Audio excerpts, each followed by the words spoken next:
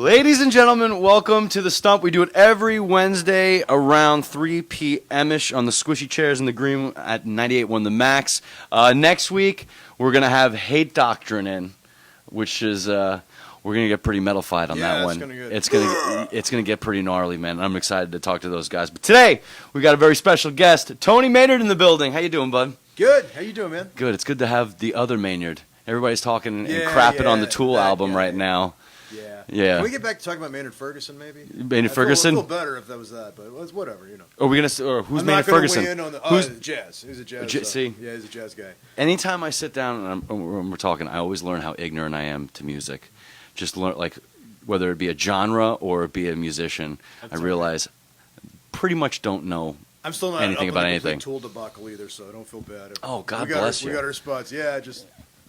Yeah, it's like happiness, man. Yeah, I know. It's great, actually. It's like, oh, it's drama that doesn't involve me. Well, it always seems that like a lot of people who are trashing on something like that usually don't contribute anything other than an opinion. They don't make art. They don't make music. They don't make it this, that, and the other. So I'm like, kind of just usually just take it from a grain of salt.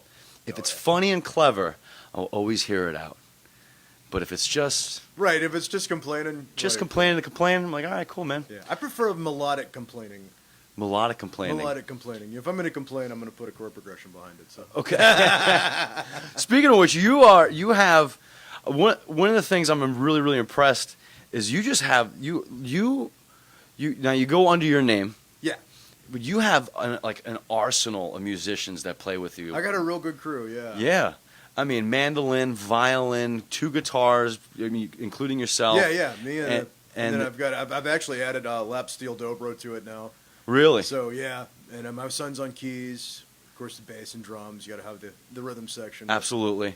Yeah, so it's funny because I either do like solo or like a 9-piece kind of thing. So that's not bad, man. Yeah, it's good actually. I nobody wants to tour with a band that big. Slipknot does. Yeah, that's true. But they got the money to pass around. I took these boys to Senatobia once, and that was enough for me. Yeah. Alice wasn't with us to keep order and. You got your son playing on the keys? Oh yeah. That's wild. Yeah, man. It's cool, man. It's pretty cool. How is it? Was that? Because I always wish I would have learned how to play the piano first, and then work from there. Because I feel like if you know how to play the piano, you can pretty much understand all music theory from there on out. Pick up any instrument and kind of have it figured out. Did you teach him? Oh God, no. Yeah, that's never going to work. Did you pass that on on lessons? Well, actually, he was he took some piano lessons, but he was in the jazz program at Snowden and at Central. So between J. Rob and Ollie Liddell, they just turned him into a soldier, man. He's just gets after it, knows the jazz theory and everything, which I am a theory moron. My sister told me, she's like, you can't be in a band. You don't know how to read music. And it was like soul crushing. Like I think I was like 15 at the time. I was like, I guess I'll never be able to play music then. No, I don't mean much. Sometimes you listen to your family for emotional support, but sometimes you got to not listen to your family for emotional support. Yeah. Well, it's funny too with him because he knows his theory pretty well. So I'll do something, I'll play a chord or something. I was like, well, can I do that? He's like, well, you did. Which is kind of funny because he kind of comes at it from the angle of, well, yeah, theory is kind of like, it's like the pirate code. It's, it's guidelines. Yeah. Leave the women and children. But, yeah, exactly. But plunder everything else. Well, exactly. Give nothing back. Yeah. And you play, and what's funny, you have when you play with the 9-piece, I mean, you play kind of really folksy music with a wall of sound behind you. Yeah, and it works really well. It's good too because we can all be a little bit lazy because if you want to drop out for a minute, somebody's got you covered. Yeah, oil up the fingers. Yeah, get a drink. Go kibitz. And by the way, say because you're singing, you get to drop out, kind of just go get a beer yourself. Oh yeah. You ever walk off stage and just be like, all right, time for a refresher, and let them just go ham? I haven't because usually I'm doing some kind of clown, and me and Cecil Yancey are up there doing kind of our little routine and. It's a hillbilly Laurel and Hardy thing, I guess. Okay, right on. Because I know Alice Hazen. She came on the Stump about a couple months ago, and I got to see. She was talking about your show when she came in. I got to see you guys at the High Tone that night, and you guys will be playing at Lafayette's tomorrow. Yes, 8 o'clock. 6. So 6. 6 8:30. 6 on the old folks show. Yeah. There you go. Man, I love early shows. It's like 10 o'clock. I'm eating a hamburger, feeling like a rock star at 2 a.m. and midnight I'm in bed. So. Yeah. Yeah, it is. It is like kind of. I love how a lot of places are playing music earlier. Oh, yeah. Especially, I mean, the rock, metal, and like alternative scene and kind of like experimental scene are learning this too. Because like the sweet spot usually on Friday and Saturday is like that 10 o'clock spot. But like sometimes like the opener's just getting off. Yeah. Or the opener's still playing at that time. So it seems like a lot of people are when they say doors at 8, show starts at 9. It's starting at 9, and that's a good thing. Yeah, it's a beautiful. Memphis was so bad. I mean, it's progressively getting better. But I remember being in a band 20 years ago. Like, oh yeah, man, it's at 10, and then the band showed up at like 10:30. Yeah. And showed up around, at 10:30. Yeah, like well, we'll wait till some people get here, and then about 11:30 you realize the people aren't coming, and you play anyway. And How long you been in Memphis? I've lived here all my life, actually. Born and raised. Born and raised. Yep. Yeah, and you didn't escape. You didn't did you do time somewhere else and come back? No. I've traveled around for work and for music, but this is home. Good, man. I'm good with it. Yeah, and you're making the most of it, man. Oh yeah. I'll tell you that much.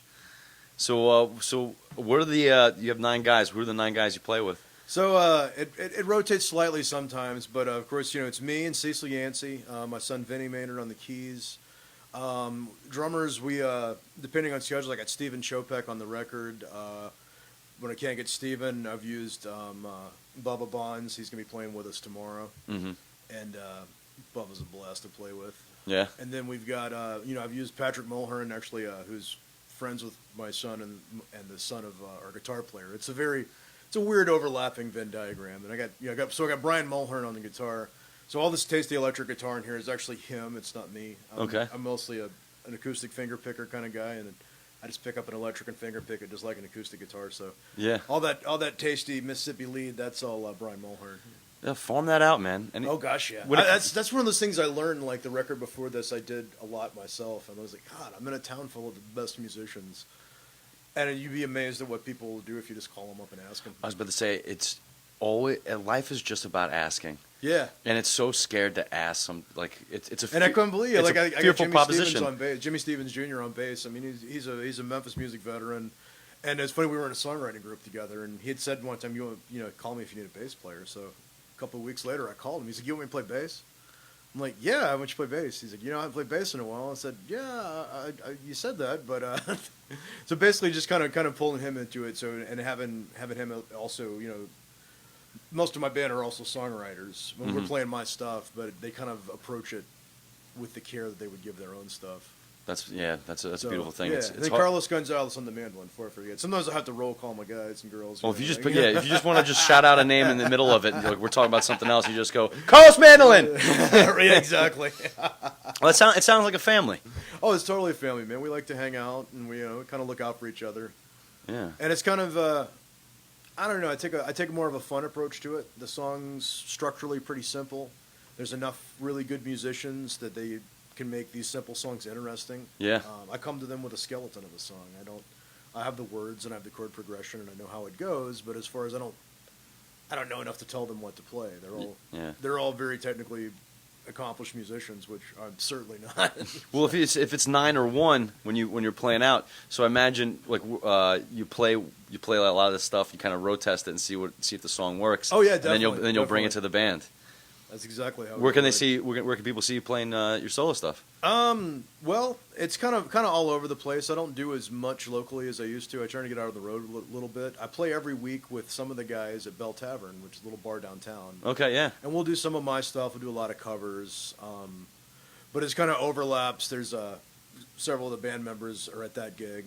For instance, last night we kind of used it as a practice. Yeah.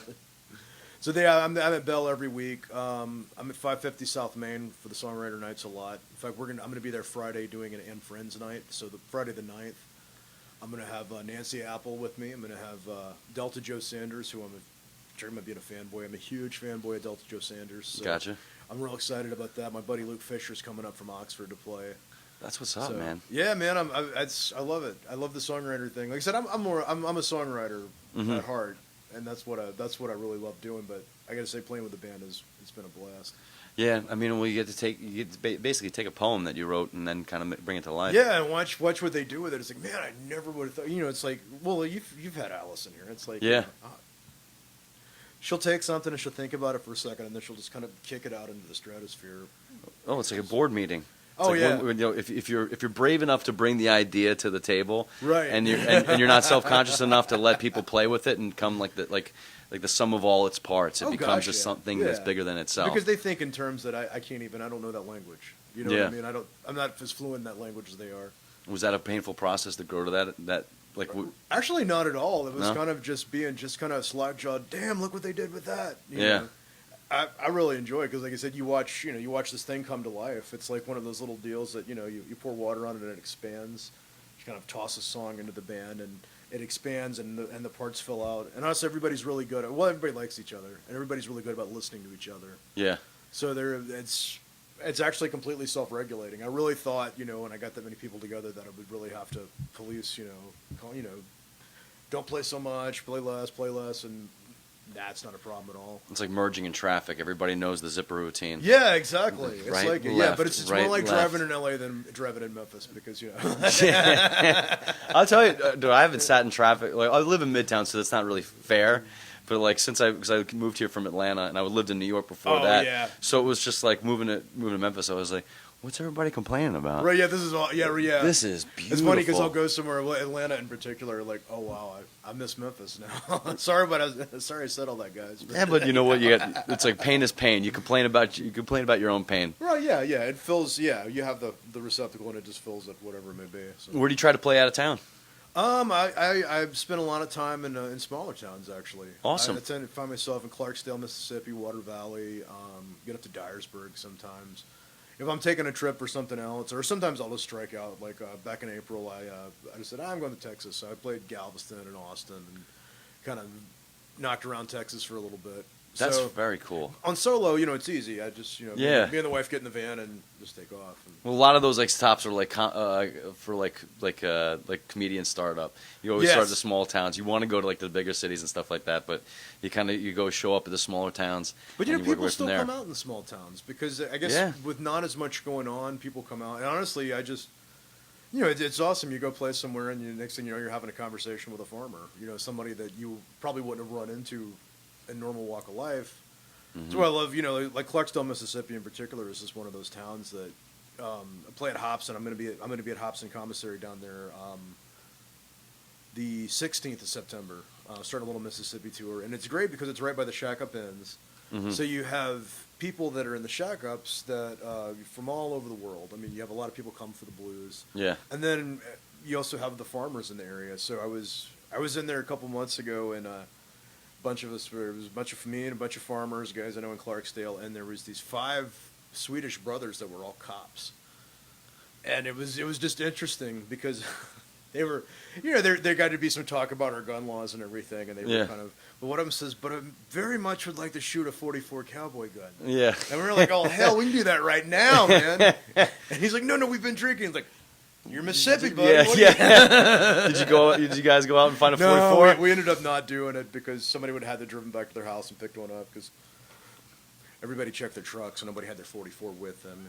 I was about to say, Some 38s and some 45s and some rifles. And well, it's funny because I was like, because I remember, is the commissary the place in Clarksdale? It's a giant boat? Yeah, it's the big one. It's the old plantation commissary. No, but is that the shape like the boat? No.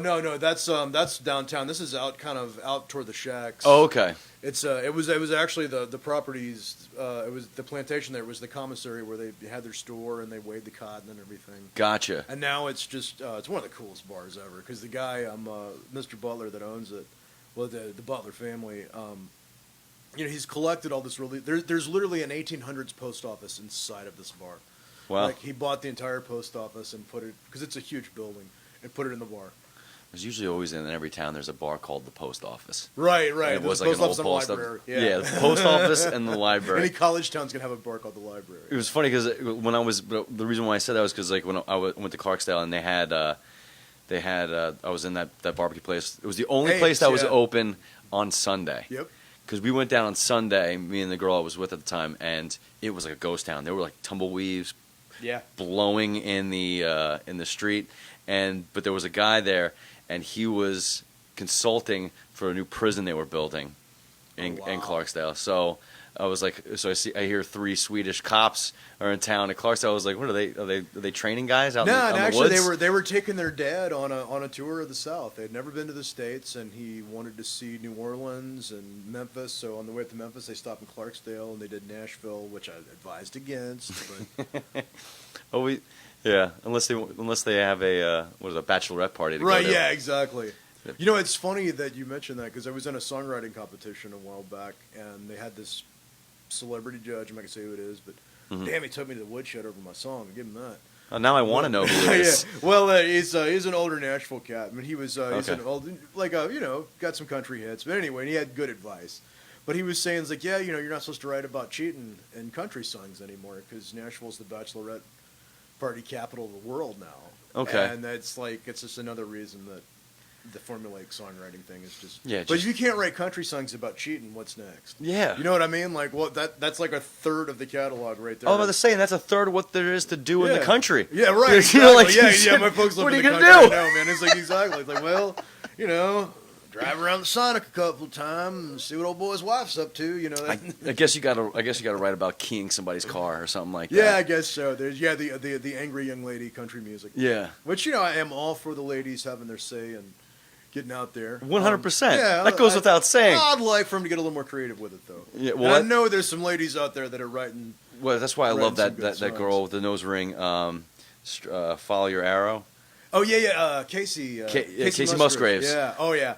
Yeah, that's good stuff, man. I love her. Yeah, I love that stuff too. It's like, yep, she's just saying it. It used to be Cheryl. Like when I was growing up, I had a biggest crush on Sheryl Crow. Oh, sure. And now it is morphed into Casey Musgraves. Definitely. Then Definitely. that and what was it? She covered Flaming Lips. Do You Realize at Bonnaroo this past year? Oh, no way. And had like that country twang to it. I love hearing like a country adaptation of a different song, a different genre song. Definitely. Because if they pull it off and it sounds amazing, it sounds amazing. Right. I love that cross genre kind of. And country's I don't necessarily do country, but it's as genre wise, if you're doing it right and traditionally, I mean, there's more to it than just twang my dog ran away. Yeah. It can get pretty deep, and the musicians, you find the musicians are second to none. Most of them are guys that were trained in jazz because it's kind of one of those musics that actually moves with the chord progression as opposed to blues that Yeah. you kind of get into that groove and get in your box and do your thing. Well, it's like Sturgill Simpson. I mean, he's kind of reinventing the way this is Oh, done. wow, yeah. He's coming out with an anime series to coincide with his new album on Netflix. Oh man, that's amazing. That's like, I don't even know if you call it country at that moment. No, I think that's I wouldn't want to. I think with the Sturgill thing too. He's been kind of like, hey, I don't want to just do this. I have all these other things. And I think that's most people. I don't know anybody that just listens to or plays just one genre of music. Yeah, well, no one's one thing. Exactly. I think that's like the sign of the times, especially like social media. That you try to like make a one or the other kind of statement when you have to like really kind of explain something. If you were having a conversation about a position or just your opinion or just you in general, it'd be like, I love the idea. Someone had the idea that it was like, I think it was John Winters. He said, John Waters rather. John Waters. John Waters. He said he wants to come up with Twitter where you can't write anything less than 10,000 words. Yes. So that's the response. Yes. I mean, it's not really. It's not practical, but Yeah. your point is we feel like everything has to fit into a soundbite or fit in. Even trying to fit something, fit a statement into a 3-minute song, you have to be real picky about. I want to make this statement, Yeah. and then you have to ruthlessly lop off whatever doesn't happen. About this, do you work like that? You got. I write. Yeah, I write long and cut. Yeah. That's how I work. So Long I and usually cut. have a lot, and then it's like, well, okay, that's redundant. That's really not taking me anywhere. That's going to get me in trouble. Sometimes I'll leave the troubles in. But that's the other thing we were talking about the other day, like with profanity. Yeah. Are you using profanity to be edgy, or does it really belong right there? Yeah. And that's been kind of a thing as I've gotten written longer and longer. I start really thinking about it's like, oh, I don't want to just be edgy. I would like to say something. I would like to use my getting in trouble for to get to at least covered some ground. Well, I think Jerry Seinfeld said he used it. If you could take the curse word out of a joke, and it still works, then why use it to Then why begin use with? it, exactly. But if it's dependent on the curse word, then Yeah, then you yeah, may you gotta have to do it. up Yeah. your writing. Exactly. Yeah. Exactly. In fact, there's a song on this record. I'm not going to go too far into it because I opted not to use the offensive phrase and word because it didn't take me anywhere. Yeah. But it was kind of one of those things I really had to examine. It's like, all right, are you saying this because it was the truth of the story of what God said, and you'll figure it out if you listen to the record one day. But the fact of the matter is, it didn't take me anywhere. So I just kind of tempered it a little bit with the idea that I was trying to get across. Well, let's talk about the new record. So- Let's show everybody. Yeah, this is the record's called "Thanks Y'all." And that's Tony Maynard and the Big O Band. That's actually a picture Danny Day took at the Cooper Young Festival that was manipulated by my buddy Bobby Walker, graphics artist I've worked with. We worked at TV stations together 20 years ago. So TV station. yeah, I'm an old broadcast guy too. Oh man. So yeah, you know. Oh, you know how all this smoke and mirrors works then. I know how it works for the most part. But yeah, so the record we cut mostly at Harry Conadiziotis' studio with a 5 and Dime over in Cooper Young. Okay. We cut 7 songs were cut in one day, actually, because scheduling this band is kind of a thing. So we got everybody together. We cut it pretty much live. I dubbed some of the vocals. All the solos were actually done live. Oh wow. So yeah, and it was pretty That's impressive. awesome. I said we made this record on friendship and cheese dip because I got a bunch of nachos, cheese dip, and snacks, and kept everybody there all day because we had food and anything that we needed. And we just kind of worked through. I So love that. did that in November. I recorded an acoustic song later. My wife played flute on it actually, so Nice. that was kind of cool, keeping it all in. And then the last song, "Ain't No Freedom," we actually recorded live at Claiborne Temple, Okay. and there's a video out of that. And the video is actually the live recording. You go back and get some B-roll, but Yeah. for the most part, we set up as a band in Claiborne, and I don't know if are you familiar with Claiborne? Yeah. Yeah, Yeah. downtown. So it was the rally point of the '68 sanitation worker strike. Yeah. So those iconic "I Am a Man" signs were actually made and distributed there. There's in the stained glass. There's a broken piece of stained glass that they've just kind of sandwiched something over, and it was actually when the National Guard shot a canister of tear gas into the church. So there's a lot of history there, a lot of lessons to be learned, Yeah. No. and it was amazing getting to work in there. I'm about to say to get in there in the first place, then just then be open to you coming up and recording and all Yeah, that. they were, and the Claiborne people were great, and they're actually they're rebuilding it in phases because it had been the building I think was I've got it in the video. I kind of go into the history of it, but it was built originally in the 1880s, and then it became an African American church. It's the AME, I think, and it had become kind of a rally point for the civil rights movement. And what actually hooked me into the location was Stanley Booth, the author, wrote one of the definitive books about the Stones. He actually lives here now, and he did a talk at Stax, and he read an article he'd written about the soul music, and it started with the funeral of the Barkays who died in the plane crash with Otis. Yeah. And it was at Claiborne, and it was just that community coming together, and how it was such that was such a central meeting point. The caretaker there was telling me that there used to be a star on top of the building, and people knew to meet at the star. You could see it from It's like the North Star. yeah, exactly, and you could see it from all the downtown housing projects, and that's where people met up. So getting to go into there and get the stories, and having to and I feel like we did the best we could as far as being respectful of the space. I'm about to say the weight and responsibility of knowing the history. Yeah, that being in the room and we with did, you. like before we went out there, I kind of briefed the band up, and then we brought some people in to sing with us. And actually, Tony Dickerson is he produces choirs, some of these large gospel choirs, and he's friends with Cecil and the Big Old Band. They're both into gospel music, but they actually met over a Craigslist refrigerator deal, which is just the craziest. This is as Memphis as it gets. That's about Memphis as it So gets. when we were working on the song, Cecil's like, "Man, I'd like to bring Tony in to kind of help us with some of the phrasing, because gospel phrasing kind of works in very specific ways." And I wasn't hip to the mechanics of it, as I didn't grow up in that tradition.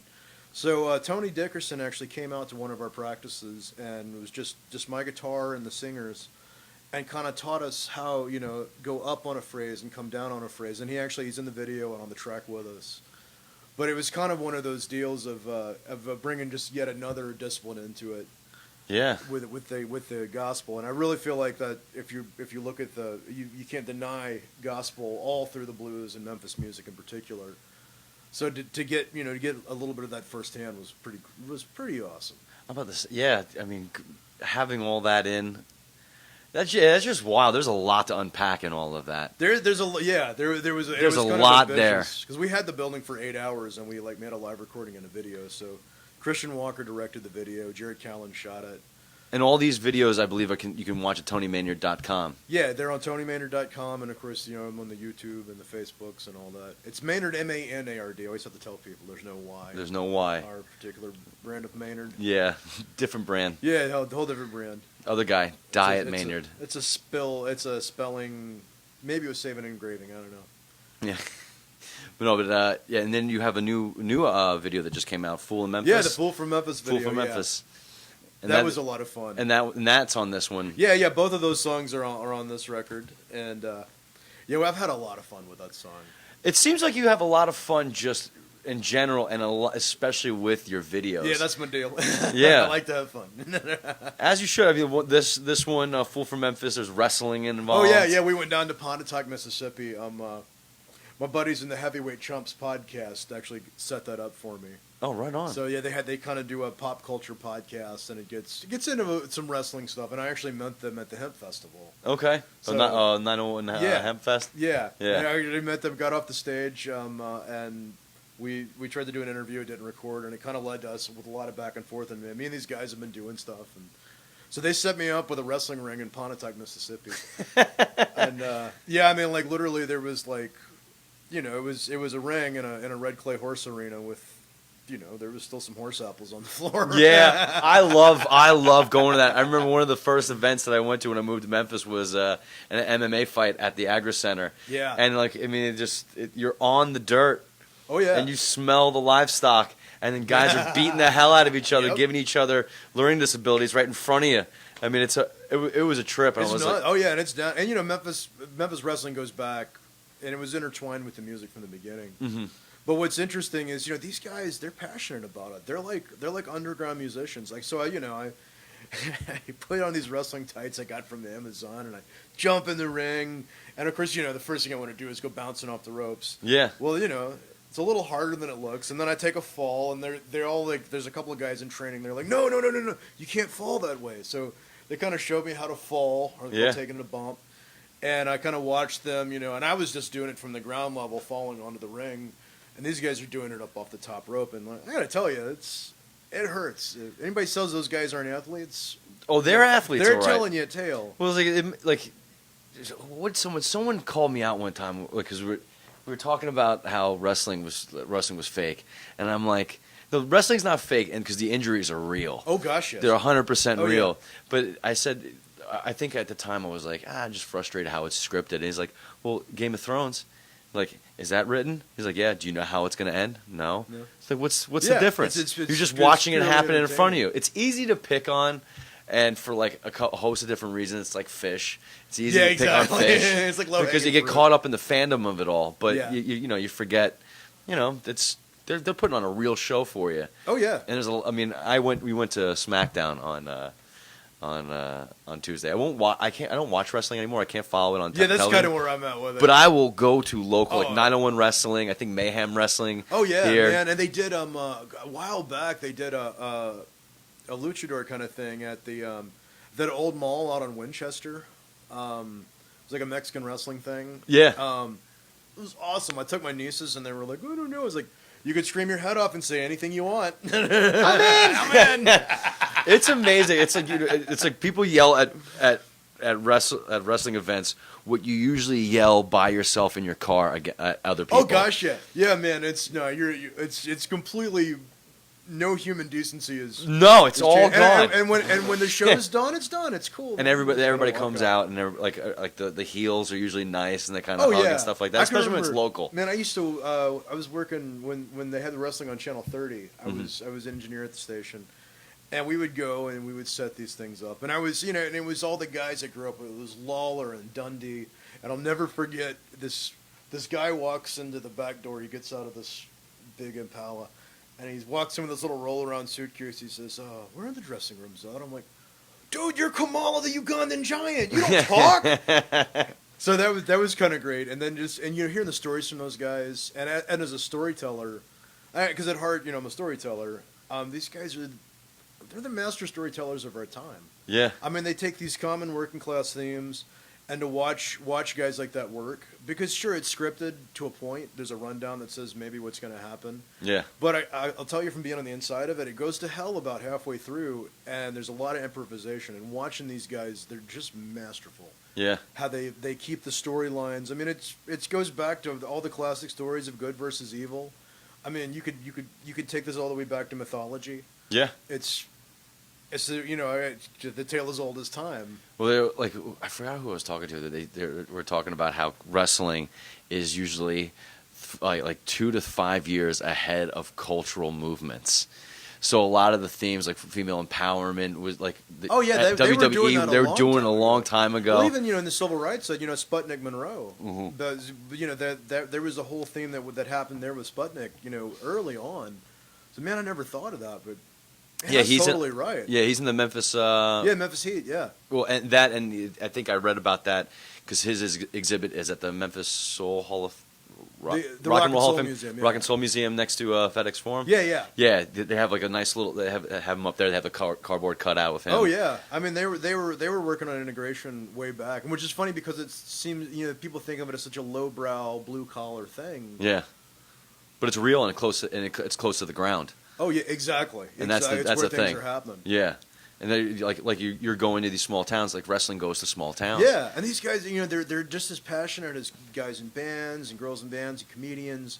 They're very serious about it. They're not doing it for the money because there's just not. It's not there. It's just not there. They're doing it. It's just a pure love of it. Yeah. And what was cool is Jerry Fargo actually was there, and from the Fargo family, and the song I referenced the Fargo strut, which was was kind of the Jerry Fargo move originated. He would have this kind of strut that he would do with his thumbs, and and it was just a thing. And it was in the song about Jackie Fargo strut through them pearly gates.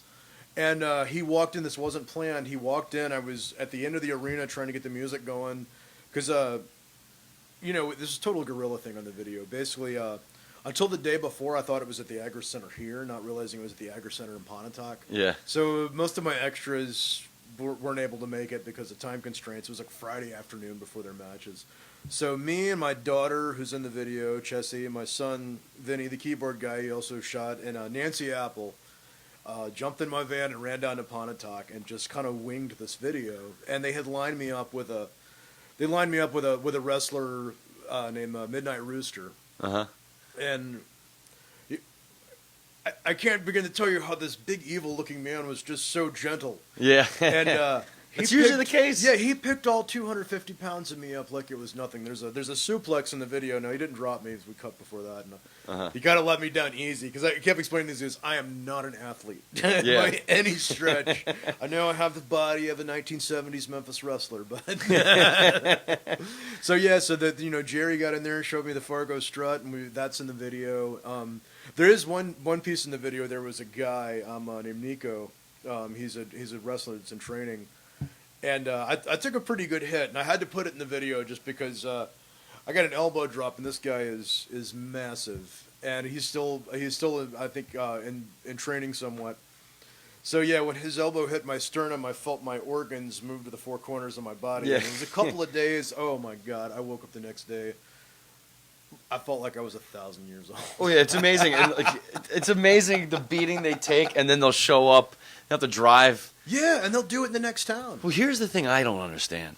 Where do they have time to work out? Yeah. I don't understand. Because you look at these guys, these guys aren't roiding. I mean, I'm sure there's some guys out there. They've cleaned the sport out pretty well over the years. These are just country boys, strong, and it takes a lot. The Bo Jacksons of the world. Yes. Yeah. The Herschel Walkers, because they didn't work out.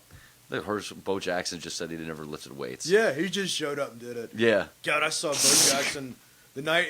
He played with the Chicks here for like just a handful of games. Before he got pulled into the majors, and I saw him.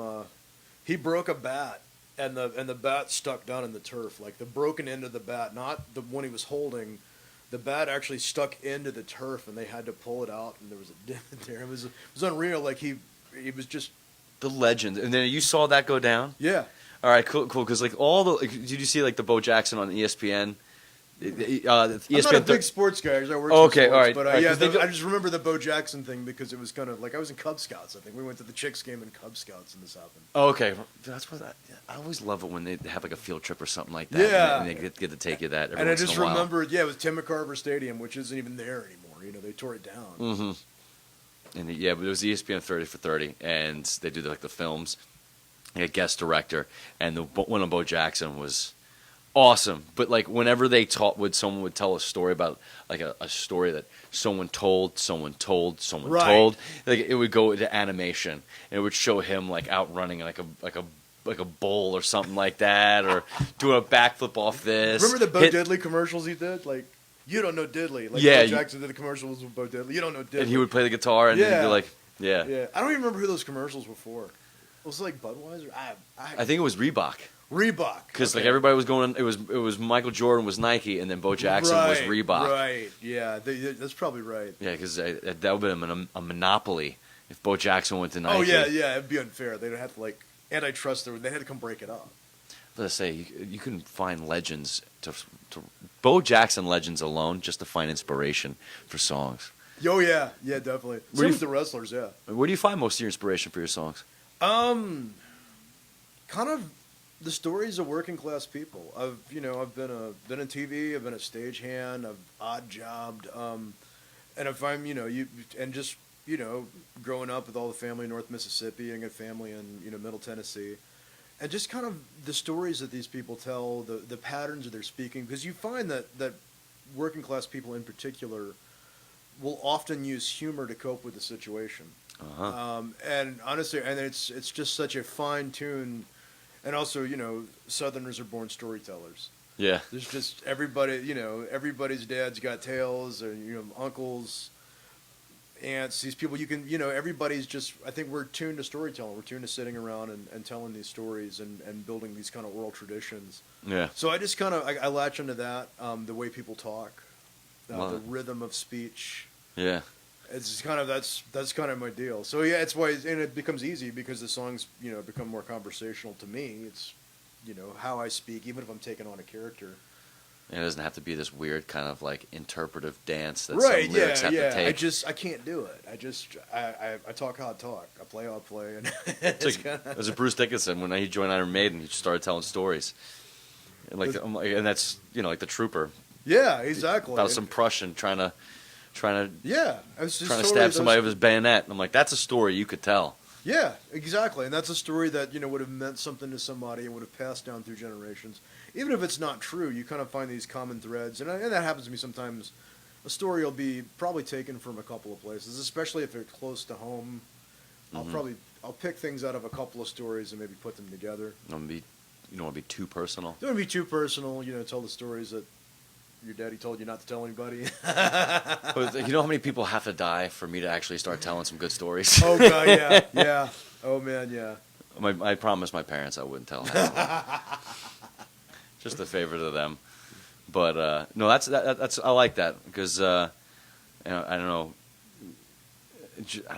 I just think about so much of what is being told right now, especially in mainstream media, is usually like about some Hollywood star or stuff like that. It kind of gets lost in translation. And like, what do you like that? How does that help me get up to do a 9-to-5-er? Right. Yeah. What is that? Would more likely. What does that do for me? Well, if you're working a blue collar job, it's probably 6 to 2. Right. Because you're up. I mean, there's two rush hours. There's 5 in the morning, and then there's not. Yeah. Then there's 8 in the morning. Yep, and it's totally different crowd. It's funny. I think it was Mad Magazine was talking about like those Access Hollywood shows, and it's like so coal miners can find out what a grueling job acting is. God, that's a hard life, man. Can't imagine. That's why my heart goes out to HVAC mechanics. Oh God, yeah. They are the saviors of the summertime. Yes, they are. It's like clear the road, let this guy through, man. Somebody's air conditioning's out. Like, thank you for your service. Yeah, exactly. I'm gonna buy his lunch. My man. So, so when did you guys finish up with this album? We actually we finished it. We the initial recording was done in November, but as these things go, it took a while. So I actually put it out August 1st. It hit the streaming services. Nice. So it's kind of out there floating around. a lot of records are coming out these days, and a lot of killer records are coming out of Memphis. Yeah. So it's July was like record release month. It was nuts, across man. the board. Everybody was putting it out. That's awesome, which means everybody. It was like it's like if you have a lot of like 9 months. Yeah, right. Yeah, like a baby boom kind of yeah, thing. like everybody was getting down in like October. Yeah, October, November. Everybody's holed up in studios, and man, I'm so happy with the state of music in this town right now. As far as I feel like it's rising. I feel like, and it's you're never gonna have the money or the recognition, but as far as the talent pool, the songs being written, the musicians out there. It's not back to the power of asking, That is one thing I wish more people were comfortable with. Right. I've gotten better as I've gotten older. That's the same with me. But it's more. This has taught me a lot about that. Yeah, but it's more the realization of like, would you ask for help from a friend? Well, if they asked me, I'd do it in a heartbeat. I'd be right there. So, but it's like don't deprive someone the opportunity of helping you when you don't ask them. Because if you do that, they won't have like the joy of being able to be a part of something as well. Yeah, exactly. Yeah, and I think it's a lot of. I always tease it, like, well, yeah, I think, and I do the same thing with some of my friends' things. I show up, see what's going to happen next, and just kind of be a part of that deal, Yeah. And especially like in Memphis, I mean, as far as I'm concerned, anybody that is doing well here is just bringing the whole scene up. The tide raises all boats, 100%. Exactly, and I feel like our tide is rising. Well, I was at Martin's Music the other day, and I was talking to one of the guys that worked there. I think the owner, and I forgot his name. Sorry, bud. But I told him I was like, I've been here for 5 years, and when I first came, it was kind of there wasn't as many shows. And Memphis has changed a lot in the last 5 years as far as development is concerned and venues. But I feel like in the last year or two, it is a good time to be hanging out here and playing music. Oh yeah, man! Almost Or every entertainment night of the week in general. Where you want to go? Entertainment in general, it's just jam packed, and we're saturated to the gills. Yeah. And it's beautiful. And it's breeding the right kind of competition. But he was like it's always been a good time to play music in Memphis. I was like, I know. It has, but there are times that it's been harder. Mm-hmm. And I don't know. I feel like I said, I feel good about the spirit of the thing right now. I feel like people are helping each other out. Yeah. People are doing shows together. And it is, especially for me, it's like doing my solo songwriter thing. I played at P&H a while back with the Fast Mothers and BSOL. And I mean, that's pretty heavy. And I'm up there, picking my guitar, telling my tales. Man, I sold a couple of CDs. People listened. I made new friends. It was kind of, we went through something like that kind of in the 90s where you would have these shows that were just all over the place. I was playing with a kind of a garage blues band. It was us, a really heavy band, an experimental band, and somebody was spinning, 60s records in between. It was at the Buccaneer.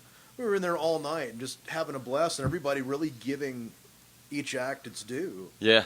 And I feel like Memphis is a place you can do that. It's not so, we're this genre and we're doing this thing. Yeah, you just don't care, man. Well, and also, it's refreshing when you kind of stagger genres like that. Oh, yeah. We used to do a Thanks for Nothing show every Thanksgiving. We still do it, but it's become more genre specific.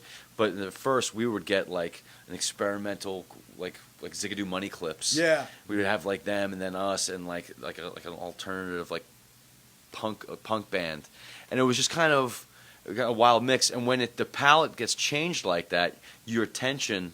You kind of reset the attention button. Oh, yeah. Because then the thing is, I'll listen to 30, 45-minute set of anything and really, start kind of absorbing from it. Mm-hmm. Well, actually, I think you were on that, the Save These Nuts benefit, the Call of Duty guys. Do you remember that? Yeah, I remember Yeah, it was at the High Tone, and somehow I got sandwiched between two rappers.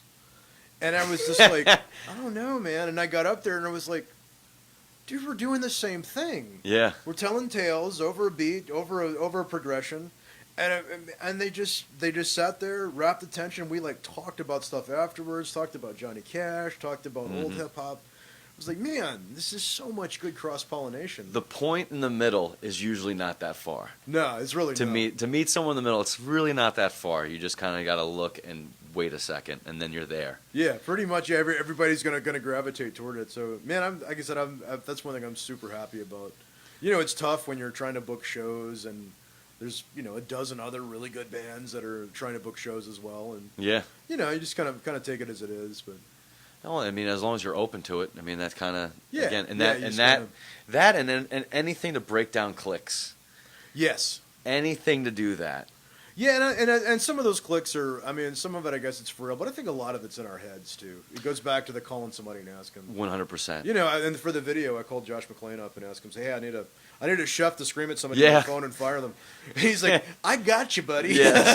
that guy can yell on the phone fire like no one else. And it was perfect. Everyone's like, yeah, like he had. I took 3 takes of it within 5 minutes and used the first one. Yeah. It was kind of, and he was, and you know, it was basically, I just hit him up and said, yeah, I mean, I know him, I kind of know him, but not like, I wouldn't say we're like doing a bunch of stuff, but and he was just right on it. It was like, man, why was I even worried about asking? Because he was just so ready, and I think that's kind of the spirit. Memphis has that DIY spirit. It does. Because this is not an industry town. No, well, it's funny. So much influence comes to the industry from here. Yep. I mean, between the rock and hip hop scene, it's amazing. And I've talked to other bands that go on road. Just being from Memphis, Yep. they will easily get booked. They're like, "Oh yeah, come on, man, we'll give you a shot." And that's frustrated me before booking little tours. Like, man, I can, within a week I'll get a response to all my out of town emails, and then in Memphis, you don't hear back, and that is one complaint I do have about the Memphis music scene. Is a lot of times no answer is your answer. Yeah. When you're out there, man, you just have to kind of get a thick skin about it. I'll also go and say, because it's a DIY scene, a lot of times the venues and stuff like that, they are operating on a shoestring budget themselves. Oh gosh, yes. So they're kind of carrying a load heavier than someone maybe in Nashville, Chicago, New York. There's a couple bucks Houston. being made. Yeah. Yeah, it is tough to make a buck here because I mean there's just not that much money floating around. That aside, a lot more people are going to shows right now. Oh yeah, And I'm liking that too. beautiful. And then there's the other thing. Yeah, I've got into yeah, the shows are a lot more well attended. Yeah. I think people are kind of getting out, and also some of that I think also comes back to the starting earlier and starting on time. Yeah. Or within a window of on time. You said now, are you actively still going like songwriter, I don't know, showdowns or whatever? Well, I'll do events? I occasionally do the competitions. It's not Competitions. my deal. I'm not because I don't really write to a commercial bent. Mm-hmm. That's another bone I have to pick. That when we say songwriter and songwriting, people automatically think Nashville. Yeah. They automatically think country and mostly white. And I'd like to see that change. I want to see that because again, it's the cross pollination that makes everything, especially here, come out so good. I mean, the guy who writes Katy Perry songs is like Swedish. Yeah, that's all. Yeah, Max it's all Martin. by it's all by algorithm formula. Yeah. Yeah, So like it could come from anywhere and go in any genre. Right. So And honestly, for me, it's also the art of songwriting, the art of what we do with the language. well, the reason why I asked that is like I don't know, like not like a 5-year goal, but like is there would there be something that you would want to see in the future with your work or songwriting in general? I mean, just honestly, just to get better at it. Yeah. Just to keep it's great. There was a Bukowski thing about when you choose writing, it's one of those things that you can literally. It's not like being an athlete. You can literally get better at your craft, and you should get better at your craft until the day you die. Yeah. You could write your best piece could come literally the day before you drop dead, and it's one of those things that you can constantly reinvent, constantly get better. You go back to things that you thought you had an understanding of, and then you get that next level of understanding of it. Yeah.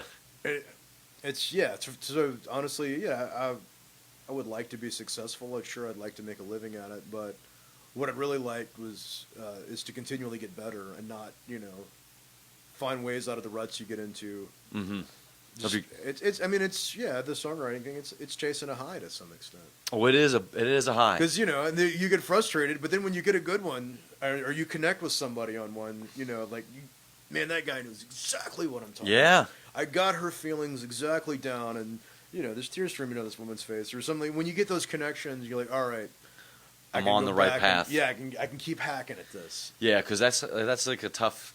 Sometimes it's just because then you write valleys. something you thought was good, but the highs are highs and the valleys are low, man. Yeah, it's funny. My wife was always like, she just kind of watches it go up and down, and she's learned. And like, it'll come back around. And yeah, music, man, music will turn you back into a scared middle school kid in a heartbeat, man. You're insecure about everything. Yeah, that's good. I always find that to be a good thing. It's uncomfortable when I'm going through a valley or something like that around somebody, if I'm with somebody, because that they kind of they have to see that, sure. and I want to be like, hey, I want to be just that straight, solid oak for you, right? But I'm gonna need a couple 24 hours to kind of get out of this one. Yes, or at least the next time I'm on stage or something like that to kind of like shake it off. Yeah, because you're right. Because sometimes you have a bad one, man. You got to just shake it off. Or like, I'll write some song that I really get, but doesn't connect to anybody. Yeah. And it's kind of one of those dudes. You fall in love with them, and then they disappoint you. And, Oh yeah. Well, a song or a bit can be a bad girlfriend. Oh yeah. Oh yeah. Totally. And you got. And then sometimes it turns out the one that you didn't see much, and everybody like connects with. Yeah. So you never know. You only know what you know. That guy, you wrote it down because it wasn't the one that got away. Right. That's the case. Yeah. Always write it down. Always write it down. Oh, and always be writing. That's why I try to tell some people. Some people are just good and have a brain capacity; they can remember it. I think it was like Johnny Van Zandt said, "Any song that you can't remember out of the top of your head is not worth a song worth. It's not worth it. Yeah, not worth remembering." McCartney said the same thing. Basically, well, if it's good, I'll remember it. But that's not me at all. That's not me. I've got a note file in my phone where I've got all these little quips and all these little, and they didn't make no sense strung together, but it's like a parts bin. I can go pick something out. Oh yeah, and there's no shame in going back to it years from then. Oh, no. Then I maybe have like 1,100 notes on my notepad on my phone, and I have literally 16 notepads or notebooks around my apartment at all times. I just whichever one's closest is yeah, getting you just written got to get it down. I mean, it's funny. That's the other thing my wife has learned. Like, I'm not ignoring you. This thing popped into my head, and it's gonna leave me if I don't get it down somewhere. Yeah, I even got like some voice memos on my phone where you hit voice memo going down the road. And, I'll do that too. Yeah, anything to get it out. I would out. be totally embarrassed if anybody found them and like, but yeah. If anybody, I find them and I'm embarrassed. Yes, I'm like, what were you talking about? What the hell was that? But it's better not writing it down because I think Mitch Hedberg said that it's like if I'm laying it down in bed, if I'm laying in bed at night, I have to either I want to write down an idea. I have to either convince myself to get up, or I have to convince myself that the idea wasn't that good, and go back to sleep. Right. If it's any good, you'll remember. You won't remember. Anybody in town you haven't jammed with that you really just that I haven't jammed with? That you haven't jammed with that you really want to kind of like spend some time with? Man, I mean, as a songwriter, it's hard to. I probably think a little because I'm really spoiled with the musicians I have around me. Yeah. And honestly, that scares me a little bit because I've been, like, once you've been in a circle of musicians that are not about their ego and about, making it ugly or competing with each other other than to be better. Yeah. Honestly, I'm scared to pull anybody else into the circle. I've got such a good circle right now. Yeah. Sure, there's some folks I wouldn't mind writing with. Certain, I told you, like, Delta Joe's a big, I'm a big fan of Delta Joe Sanders. I hope I cornered him to write some. I haven't really done a lot of writing with people yet. So gotcha. I would like to corner him to write some stuff one day. Go into a war room and see what happens. Just kind of see what comes out. Yeah. A couple of tall bushes and a notebook and a guitar and see what. Oh, you're a Bushman. I'm not. He is. But if he's drinking Bush, I'll drink Bush. I just found out they're still selling Bud Ice. Oh, why? God. Remember when they came back with Schlitz? I had those brown can Schlitz. I had some in my fridge, and my dad comes in, and he's like, "Oh, it's just like we drank back in high school." And he pulls one out, and he opens it, and he's like, "I think it's from the same batch." Yeah. I'm convinced White Claw is just Zima's that they never sold. Oh, God. Zima. I got married in the Coors Brewery, actually. Really? When we had our wedding, they have this, I don't know if they still do, they have this room, there's this phony paddle boat at the end of it. And, but part of the room is all you can drink, from there. And they were test marketing, like, the flavored Zimas. So they had all this flavored Zimas, and my wife's grandmother, sweet Southern Baptist lady, down with this, and she's like, "Well, I just can't believe," because you have to use their caters. They don't have any punch here, but then after a while, she's like, "Well, I do like that ginger ale though, because we've been feeding her these Zimas. And she thinks, She said, "Dude, like that ginger ale." oh, you're hackle-headed, Mom. Yes, ma'am. I'll get you another one. That's funny, getting married in a brewery. I mean, I don't know why more people aren't doing that, especially with... It was perfect, man. Yeah. I think, and then I've been married like 22 years now. So at the time, I think it was like $500 to get the room, but it also came with literally all the Coors products you could drink. I got a busload of rednecks from Mississippi and a bunch of Italians from up north. I'm going to put a hurt on that. Yeah. And that You was were the gonna last lose time money they on did this. that. It probably was. Actually. Well, only because like brewery culture is so big now. How come more people aren't doing weddings at breweries? Yeah, it's exactly. And you don't break the bank. I don't understand how people can That's spend perfect. the money. And it was a fancy affair. It was catered by Domino's. There you go. Domino's and Coors, and I'm still married, so I'm telling you, it's not. You know what? It's not the wedding. It's. Are you broke after it? Oh yeah, well luckily we were broke going into it, so it was about the same. Good man. Well, you guys are playing at Lafayette's tomorrow. Yes. Full 9-piece coming out there and All rocking of from it. 6 to 8:30. Yep. Well, any other? I noticed you have shows scheduled in September, as well. Yeah, I've got some solo stuff. I'm gonna do a little Mississippi tour on my own in September. The next thing I have the full band for is a festival in Sumner, Mississippi in October. So I'm hoping to get a couple things in between. Yeah. We don't convene this band that often just because of the number of people. Yeah. So I ended up doing it kind of in smaller runs. You know, I might just take, me and Cecil and maybe Carlos and Evan, the mandolin and the dobro player. Just kind of literally all right, well, this date came up, who's available? That's a beautiful thing about Memphis because, say, all right, date's up, who have I got? All right, I need a drummer, let me pick one. You know what I mean? It's awesome. Just shoot a flare off and see what Yeah, happens. exactly. Yeah. Like literally, yeah. One night, Randall Morton, banjo player, played with us. He's an incredible, like world-renowned banjo player, lives here. Yeah. And it was just another one of those esque things. I think Alice was busy, and there was another slot on the stage, and he was talking to like I said, this world-class banjo. They were friends, and him and Cecil have been friends since way back. Said, "Hey, you want to play with us Wednesday?" Looks at this guy. Sure thing, man. He just shows up and does it. That's awesome. It was amazing. That's really cool. And I think that's I think the Memphis musician thing is the ears are open. Yeah. People will listen and know and fall in because that's something Memphis won't stand for. If you've kind of got this prima donna ego thing, we're gonna eat you alive. Yeah. Eventually, it's not gonna last. Yeah, you can't be a douche in this town for a long time. No, you're not for Word will long. get out, and it'll Yeah. get weird real fast. Yep. It'll get weird real fast. I appreciate that. I do too. I like it a lot. It keeps you in check. Yes, it does. But people are pretty forgiving too. Yeah. Memphis is also a good second chance place. Yeah, 100%. What's your group text chat like? 9 people? Actually, the other day it turned into Brian sent a picture of his cats to the wrong text, and it became very quickly. I don't even have a cat. And The cat-tacular. Yeah, it very quickly became like a dozen pictures of cats. Yeah, so it gets weird. So it's funny, like Bubba Bonds when he's on it. Bubba's like, if it gets past a couple, you got to call me, man. I'm not reading all that. I understand.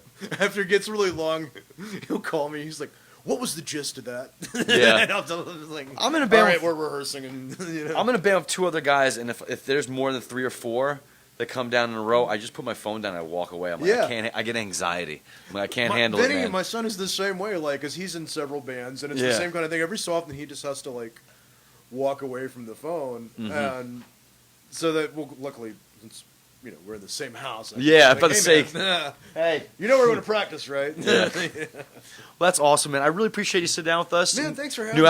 album, they can, Yeah. where can they watch it? Where It's can they on listen? TonyMaynard.com. It's on Spotify, iTunes, all the streaming services. We've had our videos out there on the Facebook and the YouTube. And I also do a kind of semi-regular video from my old Cadillac in my backyard. Have you ever seen any of these? It's called Yeah. Coffee in a Cadillac. Yeah. So basically, if I got a morning that's kind of lax, so I'll get out in my old 64 Cadillac. It doesn't have a motor, but it's a cool place to hang out. It's a great venue. Yeah, man, I put some Christmas lights. It sounds nice in there. So, yeah, I just kind of get out there, and I'll give you a song and probably an unsolicited opinion, There you go. So if you need some of that kind of malarkey in your life, A little back and yeah, forth. come on, yeah, join up. Do it from the toilet. That's where most people do their Yeah, malarkey. So if I'm in my Cadillac, you're on your John, and we'll have a little morning together. Awesome. Tony Maynard, everybody. Thanks again. This is The Stump every Wednesday, 3 p.m. Squishy chairs in the green room. Next week, Hate Doctrine. It's gonna get pretty gnarly. It's gonna be very tattooed next week. So thanks for joining us again. Thank you very much, bud. Thanks, man. My man. Appreciate you having My me. man.